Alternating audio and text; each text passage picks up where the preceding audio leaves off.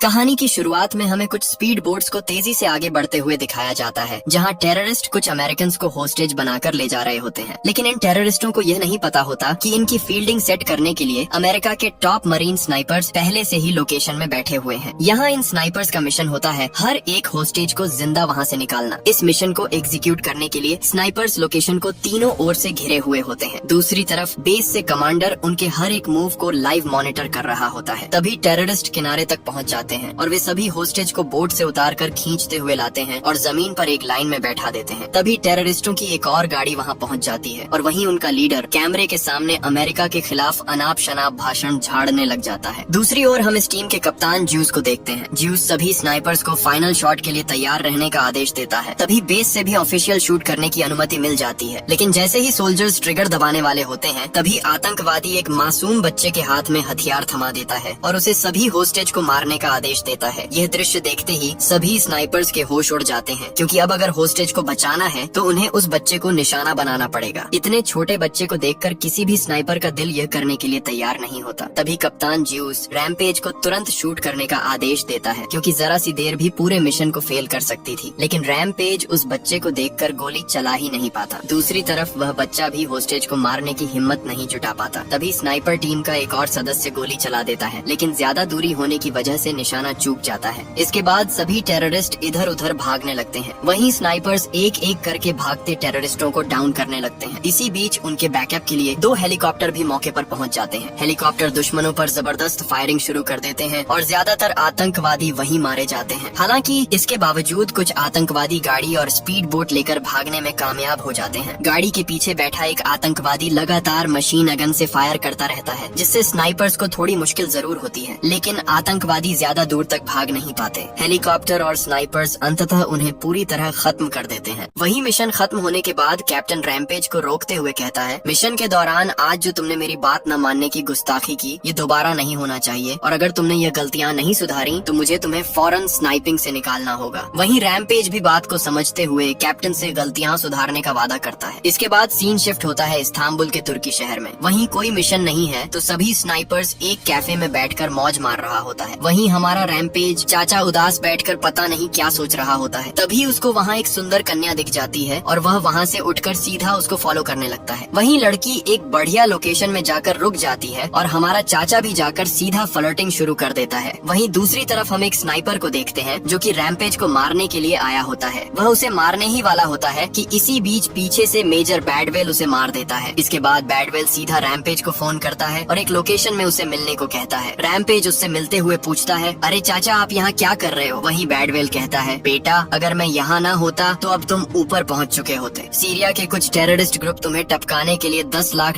का इनाम रखा है। तुम्हें अब से ज्यादा अलर्ट रहना होगा। इसके बाद हम सभी टीम को एक जहाज में देखते हैं। वहीं कमांडर ब्रीफिंग में एक नए मिशन का जिक्र करता है, जिसमें उन्हें अगले मिशन के लिए जॉर्जिया जाना होगा। इस मिशन का उद्देश्य कुछ लक्ष्यों को समाप्त करना है। कमांडर उन्हें यह सब समझा ही रहा होता है कि तभी वहाँ वही लड़की आ जाती है जिसे हमारा हीरो थोड़ी देर पहले फ्लर्टिंग कर रहा था। दरअसल यही है इस मिशन का चीफ कोऑर्डिनेटर लीसा। हीरो का यह देख होश उड़ जाता है। वहीं लीसा सभी को मिशन के बारे में ब्रीफ में समझाने लगती है और बताती है कि जॉर्जिया में बहुत ही महत्वपूर्ण एक पाइपलाइन तैयार किया जा रहा है, जहां से शिप में करके पूर्वी यूरोप तक गैस की सप्लाई की जाएगी। लेकिन कुछ महीनों से लगातार वहां पर टेरर अटैक हो रहा है, जिस वजह से गैस की सप्लाई सही से नहीं हो पा रही। इस टेरर अटैक का लीडर अब्बू अब्दुल्लाह नाम का एक जिहादी व्यक्ति है, जिसे ब्रिटिश एसएस ने ट्रेन किया है। वहीं लिसा बताती है, कल एक बड़ा बिजनेसमैन जॉर्जिया की उसी गैस पाइपलाइंस के दौरे में जाने वाले हैं, तो तुम लोगों का काम होगा कि वह सेफली पाइपलाइंस तक पहुंचे। और हाँ, तुम लोगों को यह काफी स्मार्ट तरीके से हैंडल करना होगा, क्योंकि अब्बू अब्दुल्लाह कोई साधारण स्नाइपर नहीं है। उसे घोस्ट स्नाइपर के नाम से भी जाना जाता है। वहीं चीफ कमांडर सभी को मिशन के लिए तैयार रहने को कहता है।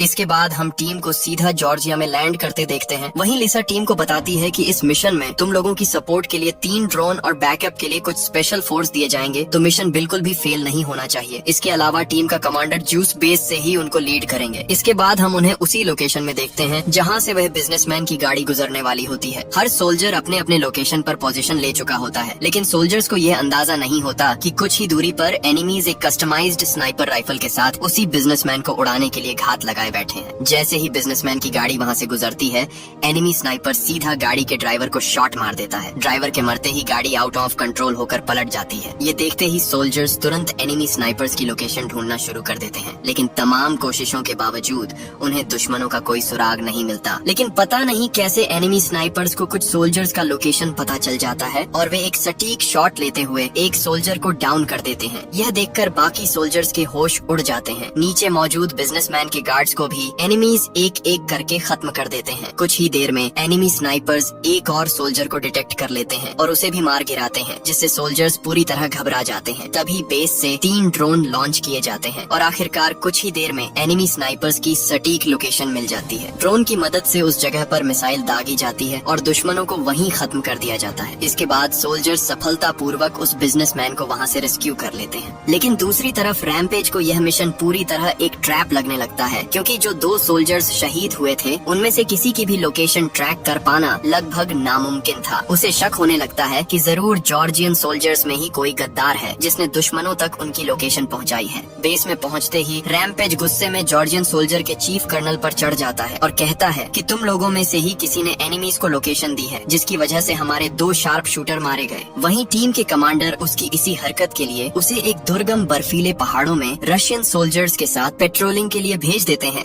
वहीं हम देखते हैं कि साजिद नाम का एक स्पॉटर उसे उसी इलाके के कमांडर के पास ले जा रहा होता है, जिसके अंडर वह आगे काम करेगा। लोकेशन पर पहुंचने के बाद जैसे ही वे घर में घुसते हैं, टीम के 2 मेंबर रैम्पेज पर हमला कर देते हैं, लेकिन हीरो उनके वार से बचते हुए उनसे जबरदस्त तरीके से लड़ने लगता है। तभी कमांडर आकर उन दोनों को रोक देता है, क्योंकि कमांडर समझ चुका होता है कि यह अमेरिकी कोई साधारण सोल्जर नहीं है। अगले दिन रैम्पेज कमांडर से पूछता है कि क्या जॉर्जियन सोल्जर्स में कोई गद्दार हो सकता है, क्योंकि मिशन के दौरान दुश्मनों की स्नाइपर टीम पहले से ही हमारी लोकेशन जानती थी, जिसकी वजह से हमारे 2 सोल्जर मारे गए। इस पर कमांडर कहता है कि अगर ऐसा है भी तो यह किसी एक आदमी का काम नहीं हो सकता। किसी पर आरोप लगाने से पहले तुम्हें कोई ठोस सबूत ढूंढ लेना चाहिए। इसके बाद हम सभी सोल्जर्स को बॉर्डर पर पेट्रोलिंग करते हुए देखते हैं। वहीं पेट्रोलिंग के दौरान उन्हें पहाड़ों के नीचे हलचल नजर आती है, जहाँ कुछ रूसी टेररिस्ट चोरी कर रहे होते हैं। कमांडर यह देख उन्हें शूट करने ही वाला होता है, तभी रैम्पेज उसे रोक देता है और कहता है ये तो बस मामूली चोर हैं, इनके लिए गोलियां खर्च करने की क्या जरूरत है, मुझे परमिशन दो, मैं इन्हें हैंडल करके आता हूँ। वहीं कमांडर कहता है जाओ फिर। तभी रैम्पेज आगे बढ़ने लगता है और साथ में कमांडर उसके साथ एक और सोल्जर भेज देता है, क्योंकि कमांडर को पहले से ही पता होता है कि कैचिंग का चोर कोई साधारण चोर नहीं होता, और यह बात रैम्पेज को बहुत ही जल्द पता चलने वाली थी। वहाँ पहुँचते ही उन्हें एक मासूम औरत दिखती है जो उन दोनों से मदद मांगने लगती है। दरअसल दोस्तों, यह औरत दिखने में जितनी मासूम है उतनी ही ज्यादा शार्प माइंडेड भी है। तभी वहाँ से एक और आदमी निकलता है और नीचे से भी उनके 2 और चमचे आने लगते हैं। तभी वह औरत रैम्पेज को मारने के लिए गन उठाने ही वाली होती है कि तभी कमांडर स्नाइपर से उसका भेजा उड़ा देता है और वहाँ सोल्जर्स और कच्चे टेररिस्ट के बीच भयानक फायरिंग शुरू हो जाती है और कुछ ही देर में सोल्जर्स सभी को साफ कर देते हैं और उन्हीं में से एक टेररिस्ट जो घायल हो गया था उसे पकड़कर अपने साथ बेस में लाता है। वहीं अब हम रात का सीन देखते हैं, जहाँ कमांडर और रैम्पेज साथ बैठकर माल पीते हुए चिल मार रहे होते हैं। उसी दौरान कमांडर रैम्पेज को अपना अतीत बताता है। वह कहता है कि पहले वह भी एक आम सिपाही हुआ करता था, लेकिन 1995 के बाद उसकी जिंदगी पूरी तरह बदल गई। वह बताता है कि एक मिशन के दौरान उसे कुछ टारगेट्स को खत्म करने का आदेश मिला था, लेकिन तभी कुछ ऐसा हुआ जिसे याद करके आज भी उसकी रूह कांप जाती है। टारगेट लोकेशन पर एक बच्चा कोर्ट के अंदर बम छुपाकर आ जाता है और कुछ ही सेकंड में सब कुछ खत्म हो जाता है। उस दिन कमांडर को समझ आया कि एक बंदूक के पीछे खड़े होकर जिंदगी को देखना और उस पर निशाना लगाना इतना आसान नहीं होता, लेकिन फिर भी उन्हें यह सब अपनी जमीर के लिए करना पड़ता है और आखिरी सांस तक करना पड़ेगा। अगली सुबह हम दोनों को उसी लोकेशन पर जाते देखते हैं जहां पिछले दिन उन्होंने एक रूसी आतंकवादी को पकड़ा था। उन्हें पूरा यकीन था कि इन आतंकवादियों को छुड़ाने या ढूंढने के लिए कोई न कोई जरूर आएगा। इसी वजह से वे लोग युद्ध की तैयारी शुरू कर देते हैं। कमांडर घर में घुसने वाले रास्ते पर कुछ TNT फिट कर देता है और अंदर मौजूद सभी सोल्जर्स भी अपनी अपनी तैयारियां शुरू कर देते हैं। कुछ ही देर बाद बाहर मौजूद एक सिपाही को पहाड़ों के ऊपर हलचल दिखाई देती है और वह तुरंत कमांडर को इसकी जानकारी देता है। कमांडर सभी को तुरंत अपनी अपनी पोजीशन लेने का आदेश देता है। दूसरी तरफ रैम्पेज भी पहाड़ों के ऊपर स्नाइपिंग के लिए बेस्ट लोकेशन पकड़ लेता है। वहीं रैम्पेज कुछ एनिमीज को स्पॉट कर लेता है और एक एक करके सभी को उड़ाने लगता है। दूसरी तरफ कमांडर घर में ही अपना पोजीशन ले लेता है और वहीं से एनिमीज को डाउन करने लगता है। कुछ ही देर में झाड़ियों से भारी संख्या में दुश्मन निकलने लगते हैं। फिर क्या था, सोल्जर्स लगातार एक के बाद एक दुश्मनों को उड़ाते जाते हैं। स्नाइपर्स भी लगातार हेडशॉट पर हेडशॉट मारते रहते हैं। लेकिन दोस्तों, अचानक पता नहीं कहां से इतनी बड़ी संख्या में दुश्मन आ जाते हैं कि सोल्जर्स को संभालने में थोड़ी दिक्कत होने लगती है। और तो और कुछ ही देर में सिचुएशन ऐसा हो जाता है कि सभी सोल्जर्स मारे जाते हैं और घर में सिर्फ कमांडर ही बचता है। यह देख एनिमीज सीधे घर में हमला करने के लिए आ रहे होते हैं। वहीं कमांडर भी सोचता है, आओ सालो, बम आपके स्वागत के लिए ही लगा के रखे हैं हमने। तभी कमांडर लगातार बम से दुश्मनों को उड़ाने लगता है। दूसरी तरफ दूर से स्नाइपर भी लगातार कवर देते हुए एनिमीज को डाउन करते जाता है। तभी हम देखते हैं एक एनिमी हीरो को स्पॉट कर लेता है और उस पर सीधे रॉकेट लॉन्चर लॉन्च कर देता है, जिस वजह से हीरो पहाड़ से खिसकता हुआ दूर नीचे जाकर गिरता है। वहीं कमीने टेररिस्ट कमांडर का घर भी उड़ा देता है, जिस वजह से बचे कुछ सोल्जर्स भी मारे जाते हैं और सभी एनिमीज अंदर एंट्री ले लेते हैं। बेचारा कमांडर अब अकेला क्या ही करता। वहीं हरामी एनिमी उसका गला काटने ही जा रहा था कि हीरो स्नाइपर से सीधे उसका भेजा उड़ा देता है। वहीं एक चाचा भी लॉन्चर छोड़ने ही वाला था कि हीरो उसको भी उड़ा देता है। और दोस्तों इसी तरह हीरो एक एक करके सबको टपकाते जाता है और आखिर में एक एनिमी कमांडर का कवर लेकर बचना चाहता था, लेकिन हीरो इतना शार्प था कि तब भी उसका भेजा उड़ा देता है। और दोस्तों इस तरह हीरो मिशन को कंप्लीट कर देता है। ये कमांडर के लिए काफी प्राउड मोमेंट था दोस्तों, क्योंकि ऐसा शार्प शूटर सदियों में एक बार पैदा होता है। वहीं मिशन खत्म होने के बाद बेस से चीफ उसे वापस बुलाने का ऑर्डर देता है। कमांडर भी उससे अलविदा कहने लगता है, लेकिन रैम्पेज का मिशन अभी खत्म नहीं हुआ था। वह हर हाल में उस गद्दार का पता लगाना चाहता था जिसने एनिमीज को उनकी लोकेशन दी थी, और इसका जवाब सिर्फ गैस्कॉफ ही दे सकता था। वहीं कमांडर रैम्पेज को बोटोनी गाग्नी स्टेशन में मदरशिट नाम के एक बंदे से मिलने को कहता है, जो उसे गैस्कॉफ तक पहुंचा सकता था। रात होते होते वह मदरशिट के घर तक पहुंच जाता है। वहीं रैम्पेज उससे गैस्कॉफ के ठिकाने तक ले जाने को कहता है। तभी मदरशिट कहता है, मैं तुम्हें वहां तक ले जाऊंगा, लेकिन शर्त है कि तुम उनसे कुछ भी बात नहीं करोगे, सारी बातें मैं करूंगा। रैम्पेज हामी भर देता है। अगली सुबह वे दोनों गैस्कॉफ के ठिकाने की ओर निकल पड़ते हैं और कुछ ही देर में वहां पहुंच जाते हैं। दरअसल दोस्तों यहाँ रैम्पेज का प्लान होता है गैस्कॉफ के साथ एक सौदा करना। ये जो बक्सा है इसमें गैस्कॉफ के साले की अस्थियां हैं, जिसे रैम्पेज ने पिछले मिशन में मार दिया था। इन अस्थियों के बदले उसे वह जानकारी चाहिए थी कि किस गद्दार ने एनिमीज तक जानकारी पहुंचाई थी। लेकिन यहाँ गेम पूरी तरह पलट जाता है। जैसे ही रैम्पेज मदरशिट से स्नाइपर टीम की लोकेशन लीक होने के बारे में पूछने को कहता है, वैसे ही गैस्कॉफ ये बातें सुनकर पूरी तरह भड़क जाता है और सीधे उनके सामने आकर कहता है, क्या मतलब किसने लोकेशन दी? ये मेरा टैलेंट है, समझे झंडुओ, अब यहाँ से निकल जाओ, इससे पहले कि मैं तुम दोनों का भेजा उड़ा दूं। लेकिन हीरो हर हाल में गद्दार का पता लगाना चाहता था। वह मदरशिट को दोबारा उससे पूछने को कहता है। यह सुनकर गैस्कॉफ फिर से पूरी तरह भड़क जाता है और रैम्पेज को आखिरी वार्निंग देते हुए वहाँ से निकल जाने को कहता है। तभी हीरो की नजर एक टेररिस्ट पर जाती है जो सैटेलाइट लैपटॉप चला रहा होता है। उससे यह पक्का कंफर्म हो जाता है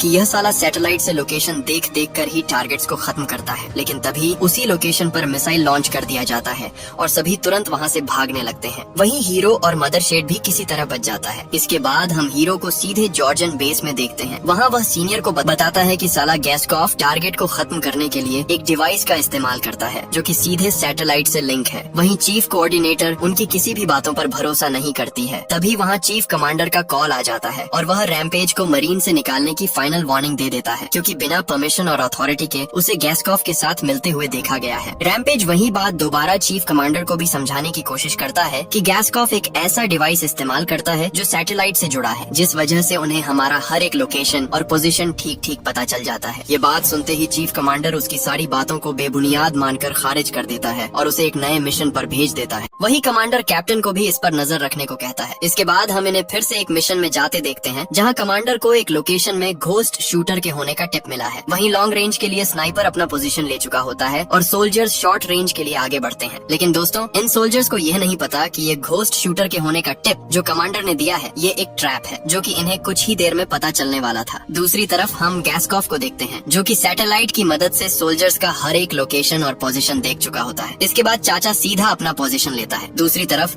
हम आने वाले खतरे से अनजान सोल्जर्स को देखते हैं। वहीं चाचा एक को मारते ही सभी सोल्जर्स अलर्ट हो जाते हैं और अपने अपने पोजीशन लेने लगते हैं। वहीं मरीन स्नाइपर्स को भी गैस्कॉफ चाचा का लोकेशन नहीं मिल पा रहा था और नीचे चाचा मजे से एक एक सोल्जर को डाउन करता जाता है। वहीं सोल्जर्स बेचारे ना सही कवर है ना क्या है, और गन भी देख ही सकते हो दोस्तों। एक तरफ AK-47, दूसरी तरफ घर के अंदर में बैठा हुआ स्नाइपर। कुछ ही देर में चाचा सभी सोल्जर्स को शहीद कर देता है। दरअसल दोस्तों यह लोकेशन ही इसलिए चुनी गई थी ताकि जब सोल्जर्स यहाँ पहुँचे तो उन्हें ना तो कोई कवर मिले और ना ही वे हमें ट्रैक कर पाए। और चाचा खुद को गोस्ट शूटर बोलता है। क्या बात है, छोड़ो जो भी हो। इसी ट्रैप में दोस्तों काफी ज्यादा सोल्जर्स मारे जाते हैं। दूसरी तरफ मरीन स्नाइपर्स को देखो, अभी तक लोकेशन ही नहीं ढूंढ पाए हैं चाचा का। तो सोचिए किस लेवल की लोकेशन पर छुपा हुआ है ये हरामखोर। मरीन स्नाइपर्स चाचा का लोकेशन नहीं ढूंढ पाए तो क्या हुआ, वे लोग सैटेलाइट की मदद से स्नाइपर का ठीक लोकेशन पता कर लेते हैं। और दोस्तों, जैसे ही चाचा गोली चलाता है, गोली सीधा मरीन स्नाइपर के सिर के ऊपर से होकर जाती है। इसके बाद बुलेट की दिशा देखते हुए उन्हें लोकेशन का पता चल जाता है। लेकिन दोस्तों, सोल्जर शूट करने से पहले ही चाचा एक और शॉट मार देता है और इस बार गोली सीधा उस लड़की को जा लगती है। वहीं स्नाइपर भी सब कुछ छोड़ छाड़ कर जल्दी से अपनी टीममेट को लेकर वहाँ से निकल पड़ता है। वहीं दूसरी तरफ हम कैप्टन को देखते हैं जो कि शॉट लेने वाला होता है। तभी चाचा एक और शॉट चला देता है। इस बार तो कैप्टन भी बाल बाल बच जाता है। वहीं कैप्टन भी कहता है, अरे बाप रे बाप, साला पागल 14 कौन सा बिल में छुपकर मार रहा है। वहीं कुछ ही देर में दोस्तों बैकअप के लिए और सोल्जर्स आ जाते हैं और चाचा के लिए यह संभाल पाना बिल्कुल भी पॉसिबल नहीं था, क्योंकि उसके पास स्नाइपर था जो कि शॉर्ट रेंज नहीं ले पाता। तो चाचा वहाँ से हवा जैसा गायब हो जाता है और बाद में जब सोल्जर्स फाइनली घर को चेक करता है तो उन्हें कुछ भी नहीं मिलता। वहीं अब हम रैमपेज को देखते हैं। वह बताता है कि मैंने पहले ही कहा था, वे लोग हमारे हर एक मूव को मॉनिटर कर सकते हैं। वहीं चीफ कोऑर्डिनेटर लिसा को अब भी उसकी बातों पर यकीन नहीं हो रहा था। इसके बाद हम सभी सोल्जर्स को बेस में देखते हैं। तभी वहाँ वही चीफ कमांडर आ जाता है जिसने उन्हें इस मिशन में भेजा था। सभी सोल्जर्स उससे काफी ज्यादा नाराज होते हैं क्योंकि उनके वजह से बहुत सारे सोल्जर्स मारे गए। वही कमांडर पूछने लगता है कि आखिर वहाँ हुआ क्या था, जैसे कि उसे कुछ पता ही न हो। तभी कैप्टन उसे बताता है कि किस तरह से आपके द्वारा दिया गया टिप एक ट्रैप निकला। रैमपेज सही कह रहा था, उन्हें हमारी हर एक चाल का पता था। ये सुनकर कमांडर कहता है, तुम लोग टेंशन मत लो, इस बार हमारी बारी है। सालों को कुत्तों की तरह भगा भगा कर मारेंगे। अगले दिन कमांडर सभी को ब्रीफिंग में बताता है कि हमें एक और खबर मिली है कि आज गैस्कॉफ अपने साथियों के साथ कोबुलेटी स्टेशन में अटैक करने वाला है, इसलिए तुम लोगों को तुरंत वहाँ के लिए निकलना होगा। साले को पकड़ने के लिए इससे बेहतर मौका और नहीं मिलेगा। वहीं कैप्टन कमांडर की बात काटते हुए कहता है, अगर गैस्कॉफ वाकई में हमारी लोकेशन देख सकता है और हम सब कोबुलेटी स्टेशन में चले गए तो सोचिए क्या होगा। वह हरामी हमारी लोकेशन देखकर सीधे यहीं ऑनेल पंप पर अटैक कर देगा, क्योंकि यहाँ सिक्योरिटी के लिए कोई भी नहीं रहेगा। और दोस्तों, होने वाला भी ठीक ऐसा ही था, क्योंकि गैस्कॉफ पहले से ही अपने साथियों के साथ ऑनेल पंप पर अटैक करने के लिए पंप से कुछ ही दूरी पर एक चट्टान के नीचे घात लगाए बैठा हुआ था। लेकिन इस बात से सभी सोल्जर्स और कमांडर अनजान थे। वहीं कमांडर और लिसा को लगता है कि गैस्कॉफ का अगला टारगेट कोबुलेटी ही है, इसलिए वे सभी मरीन सोल्जर्स को तुरंत कोबुलेटी स्टेशन के लिए निकलने को कहती है। सोल्जर्स बेचारों के पास भी कोई और रास्ता नहीं होता, ऑर्डर मानना पड़ता है, इसलिए वे जल्दी ही कोबुलेटी स्टेशन के लिए निकल पड़ते हैं। वहीं गाड़ी में रैमपेज कैप्टन को बताता है कि हम कोबुलेटी स्टेशन के लिए पूरा ओनेल पंप स्टेशन छोड़कर आ गए। क्या गारंटी है कि उधर सच में अटैक होने वाला है? अगर वह लोग सच में वहाँ अटैक करने वाले हैं फिर तो सही है, लेकिन अगर निशाना गलत लगा तो 900 किलोमीटर तक की पाइपलाइंस तबाह हो जाएंगी। क्या पता अगर उन्होंने ड्रोन की मदद से कोऑर्डिनेट्स को गलत दिखाया हो। वहीं कैप्टन को भी रैमपेज की ये बातें सुनकर पक्का यकीन हो जाता है कि अटैक मास्टर पंपिंग स्टेशन में ही होने वाला है। वह तुरंत गाड़ी घुमाने को कहकर वापस स्टेशन ले जाने का ऑन ऑर्डर देता है। वहीं दूसरी तरफ गैस्कॉफ लोकेशन में कम सोल्जर्स देखकर अपनी तैयारी शुरू कर देता है। वहीं शॉर्ट रेंज अटैक के लिए 2 मिलिटेंट गाड़ियां वहां पहुंच जाती हैं और स्नाइपिंग के लिए गैस्कॉफ तो है ही, वहीं उन्हें डिवाइस से हर सोल्जर का लोकेशन पता चल जाता है और यह भी कि सामने कोई भी स्नाइपर शूटर नहीं है, तो इनके लिए सोल्जर्स को उड़ाकर ऑनायल पंप को नष्ट करना ज्यादा आसान हो जाएगा। कुछ ही देर में दुश्मन गाड़ियां लेकर पंप के नजदीक पहुंच जाती हैं। वहीं दूसरी तरफ लिसा मैडम बिंदास बैठकर काम कर रही होती हैं। तभी वहां पर भयानक ब्लास्ट हो जाता है और दीदी को अब जाकर यकीन होता है कि हाँ, कैप्टन ने सही कहा था। वहीं आतंकवादी भी लगातार लॉन्चर से पंप में गोला बारूद बरसाता ही रहता है। दूर से स्नाइपर भी लगातार कवर देता रहता है। वहीं लिसा मैडम भी जल्दी से यहाँ बैकअप भेजने को कहती हैं। दूसरी तरफ दोस्तों, दुश्मनों की तरफ से मिसाइल पर मिसाइल छोड़ी जाती है